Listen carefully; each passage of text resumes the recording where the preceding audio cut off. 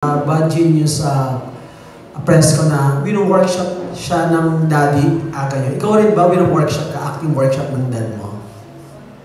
Ako naman, hindi masyado po kasi parang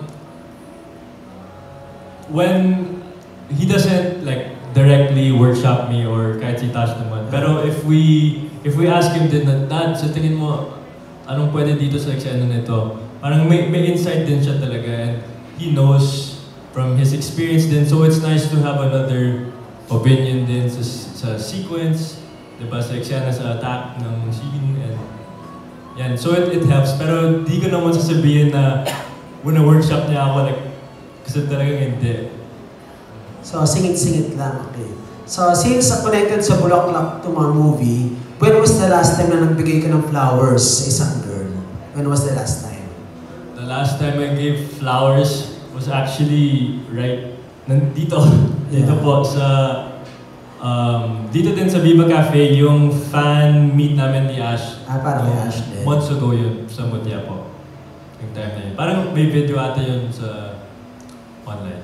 And ilang months na rin kayong magkakilala, magka-work together ni Ashki na gano'n yung nakakilala ang isa't isa? Anong pinaka-best description mo ni Ashkin? Best description? Kay Ash, yun nga, yung sinabi ko kanina na wala siyang kaarte-arte ng kahit ano. Marunong din siya makisama sa kahit sinong tao and sobrang mabait si Ash sa kahit sino naman yun. And she's very, very thoughtful din for the other people around her and yun, mabait siya. Thank you and good luck sa movie. Thank you po. Thank you. That was Erwin Ogawa of Anong Ganap. Up next, we have Miss Anna Pingal of Pika Pika.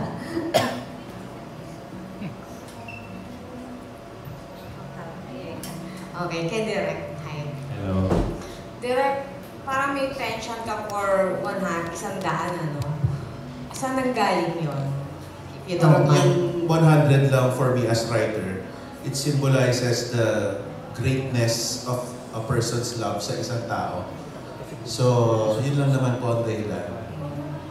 I equate 100, yung number na 100, sa greatness ng effort, sa greatness ng pagmamahal.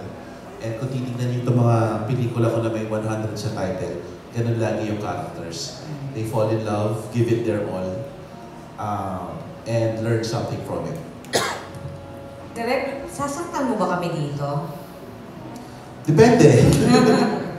Depende. I mean, yung mga tao, ganun nila nakikita yung romance films ko na mapanakit. Pero kasi ako, parang depende kasi sa tao eh. If you value a relationship more, and nagkatuluyan sila, of course, masaya ka, di ba? Pero kung mas binavalue mo naman is personal growth,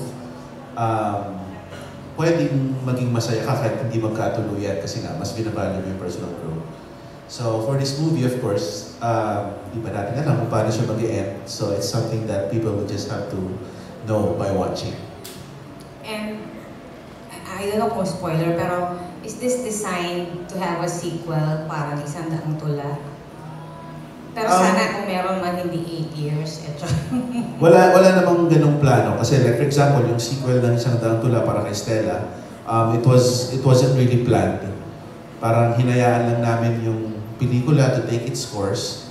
And then eventually, parang napag-isip-isip namin ng Viva na pwede pangdugtungan yung kwento, saka lang namin ginawa. So ito, ganun din. Wala naman kaming iniisip na sequel. We just want Minamahal to be beautiful on its own. And then let's see where it goes after mapalabas ng pelikula to. Thank you, Direk. And sa Ash Dash, gusto ko lang malaman kung how are you taking everything, yung showbiz journey niyo, nalulula ba kayo? Nabibilisan? Or calculated expectations ba na ganito talaga? Anong pakiramdam niyo talaga sa nagiging journey niyo ngayon? Ako syempre, nabigla po ako nung una kasi hindi ko talaga in-expect na maraming i-open na door sa akin yung Mutya ng Section E.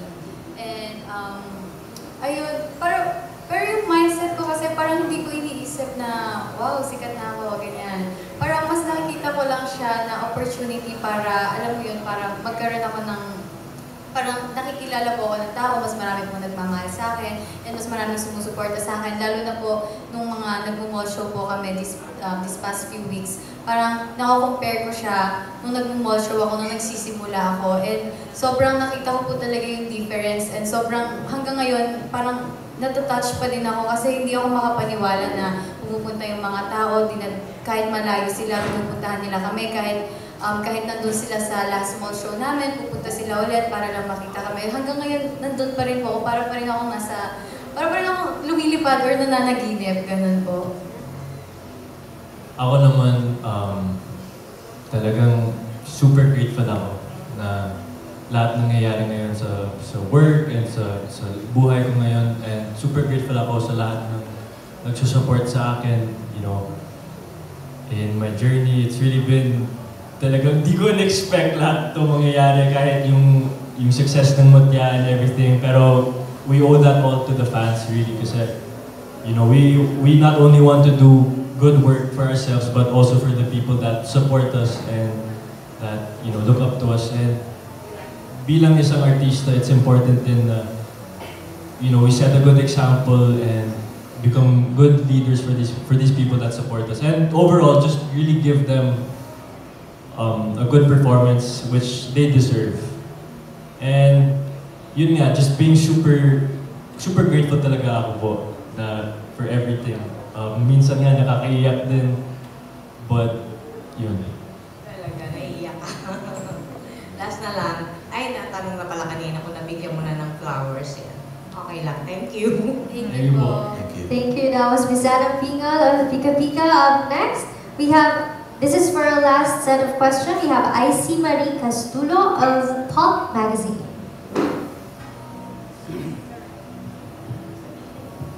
Hello po, nice meeting you, and congratulations po ulit para sa inyong upcoming movie. Thank you. First of all po, out of curiosity, saan po kaya yung possible venue or lugar para i-shoot po yung movie?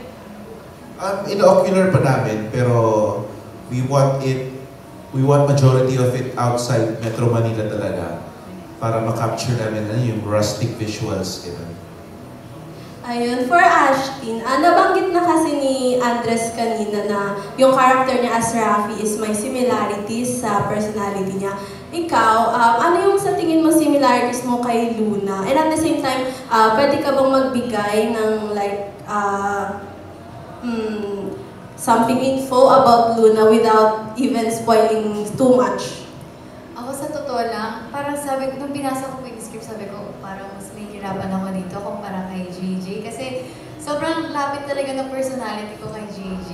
And si Luna kasi independent siya, ayaw niya ng tulong, di siya naniniwala sa love, and confident siya, leader type siya. Kabaliktaran ko lahat yun. So parang sabi ko, hala, so mas challenge ako dito. And ayun, buti na lang, parang